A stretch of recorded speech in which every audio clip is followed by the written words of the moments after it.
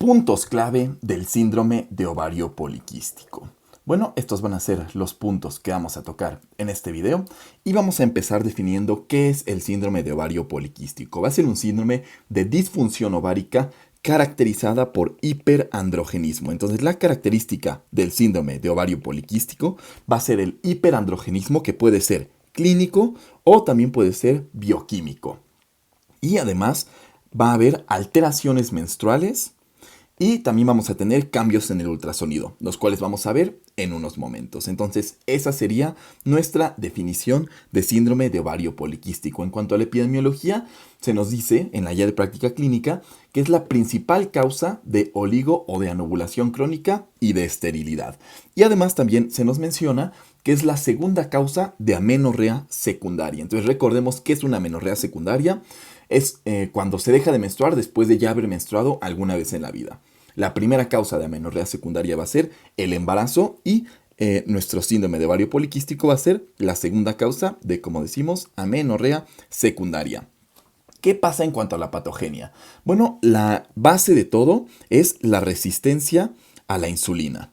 Esta resistencia a la insulina nos va a causar, bueno, de entrada, uno de los síntomas, que es la acantosis nigricans, pero además nos va a causar también que aumente la LH. Este aumento de LH junto con la resistencia a la insulina van a ser los que desencadenen toda la sintomatología. Entonces, recordemos que LH va a tener acción sobre las células foliculares de los ovocitos. Entonces, va a haber esta LH va a ser una cosa que se llama hiperestimulación ovárica. Entonces vamos a tener hiperestimulación ovárica, lo cual va a causar que aumenten los andrógenos. Y bueno, estos andrógenos va a ser difícil que se aromaticen porque son pues muchos, ¿no? Entonces van a causar parte de la sintomatología. Además, en este mismo sentido de la resistencia a la insulina y el aumento de LH, tenemos que la insulina va a causar que pues se inhiba la globulina transportadora de hormonas sexuales, por sus siglas SHBG. Entonces, Sexual Hormone Binding Globulin se va a inhibir esta por la insulina. ¿Qué va a causar esto? Que no una tantas hormonas sexuales esta globulina y entonces haya más hormonas sexuales libres. ¿Y qué va a causar esto? Que aumente la testosterona. Y este aumento de la testosterona va a ser lo que nos cause el hirsutismo. Pero además, entre el aumento de andrógenos y de la testosterona nos van a causar otro de los síntomas clásicos, que va a ser el acné. Entonces, esa es básicamente pues por qué se tienen estos dos síntomas. Y además, la testosterona también va a inhibir a FSH. ¿Y qué va a causar esta FSH? Va a causar que haya anovulación. Recordemos en el ciclo menstrual que la FSH va a ser la encargada de, en uno de sus picos, de producir la ovulación, ¿no? Cuando esta deja de producirse, deja de estimular, se produce la ovulación. Entonces, si esta se inhibe, nunca va a estimular y por lo tanto va a haber anovulación. Entonces, eso va a ser básicamente lo que pasa en cuanto a la patogenia. Y una vez que ya sabemos esto, va a ser mucho más fácil saber los criterios diagnósticos. Tenemos varios criterios diagnósticos, los de la NIHAE, tenemos los de la PCOS-SUC, los de la ESHR, ASRM, etcétera, ¿no? Entonces, no puse aquí los criterios de cada una de estas, sino que puse los criterios que vienen en todas. Entonces, uno de los criterios que tenemos es el hirsutismo, que quedamos que era por el aumento de testosterona. Entonces, hirsutismo es uno de los criterios. Otro también es el hiperandrogenismo, que quedamos que lo caracteriza en la definición, ¿no? Entonces, hiperandrogenismo, que ya puede ser, como dijimos, bioquímico o clínico. Va a haber también oligo o anovulación. ¿Por qué quedamos que es esto? Porque la testosterona inhibe a FSH. Va a haber ovario poliquístico, o puede haber, es la característica, ¿no? Ahorita vamos a definir qué es el ovario poliquístico. Este ovario poliquístico va a ser por la hiperestimulación ovárica que nos va a dar ¿quién? LH, ¿no? Porque aumenta por la resistencia a la insulina. Y además para nosotros considerar que es un síndrome de ovario poliquístico, tenemos que descartar otras causas, ¿no? Causas como hiperprolactinemia, hipertiroidismo, síndrome de Cushing, etcétera, ¿no? Entonces, tiene que haber exclusión de otras causas. Y esos serían los criterios diagnósticos. Ahora, pasamos a el diagnóstico y en este tenemos que saber que hay unos criterios que se llaman criterios de Rotterdam. Estos criterios de Rotterdam van a estar englobados en una mnemotecnia de el doctor García, la cual es ovario. Entonces, ovario. O B va a ser de obesidad, uno de los criterios. A va a ser de acné y también de acantosis nigricans. Entonces, por la resistencia a la insulina, acantosis nigricans, y el acné por el aumento de andrógenos y de testosterona. La R va a ser de resistencia a la insulina. Perdón. La I va a ser de infertilidad o también de hirsutismo. Entonces, esa va a ser la E. Y la última O es de OPSO o también de amenorrea. Entonces, recordemos, OPSO es periodos menstruales muy largos. Menstrua mucho o hay mucho tiempo entre una menstruación y la otra. Y amenorrea es directamente que deje de menstruar. Algo que no mencioné son los factores de riesgo que va a tener esta enfermedad.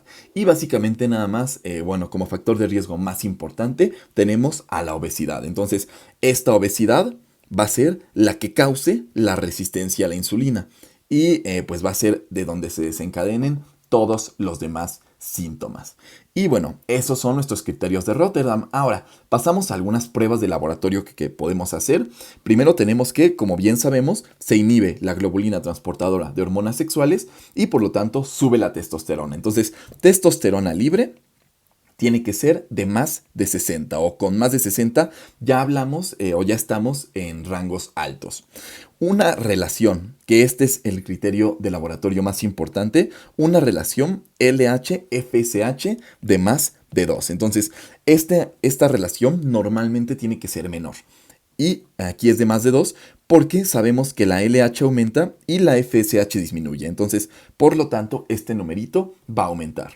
Y también tenemos la relación glucemia-insulina, el cual, si glucosa, está antes y la insulina después, va a ser menor, ¿no? Entonces, va a ser aquí de menos de 4.5. Y esos serían nuestros criterios diagnósticos, de laboratorio, de diagnóstico laboratorio. Y en el ultrasonido lo que vamos a encontrar es ovario poliquístico. Y el ovario poliquístico se define por uno o ambos ovarios afectados con 12 o más folículos, entonces más de 12 folículos en cada uno. Y en uno o en ambos, 12 o más folículos, ya sean estos de 2 a 9 milímetros o, por el contrario, si no son de 2 a 9 milímetros, sí tienen que tener más de 10 centímetros cúbicos de contenido. Entonces, ese es el criterio de ultrasonido para el síndrome de ovario poliquístico. Y ahora pasamos al tratamiento, el cual está fundamentado y como primera línea vamos a tener los cambios en el estilo de vida. ¿Qué buscamos con esto? Mejorar la resistencia a la insulina y que al nosotros mejorar esta resistencia a la insulina, pues mejoremos también toda la cascadita que esta desencadena, ¿no? Entonces, ese es el tratamiento de primera línea.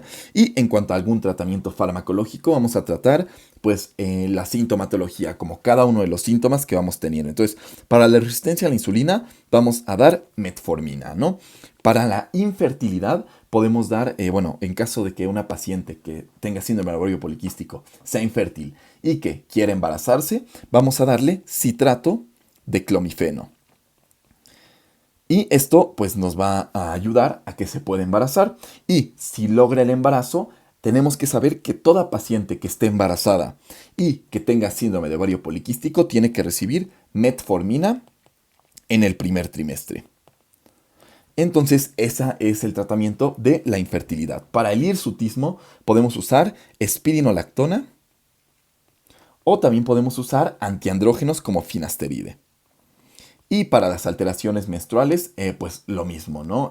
Podemos usar aquí ya sea que se quiere embarazar citrato de clomifeno o podemos usar también progestágenos, pues como para contrarrestar un poquito esta subida de LH, que normalmente lo que causa la subida de LH es una elevación de estrógenos y buscando justo con esto dar progestágenos y vamos a como que contrarrestar un poquito esta subida, ¿no? Entonces, lo clásico en las alteraciones menstruales, ya sea oligo o amenorrea, es dar progestágenos o progesterona, pues como en ciclos de 3, 4 meses, y el que vamos a usar aquí va a ser la medroxiprogesterona. Y eso sería todo en cuanto al tratamiento y en cuanto al síndrome de ovario poliquístico. De este lado está el apunte y sería todo. Muchas gracias.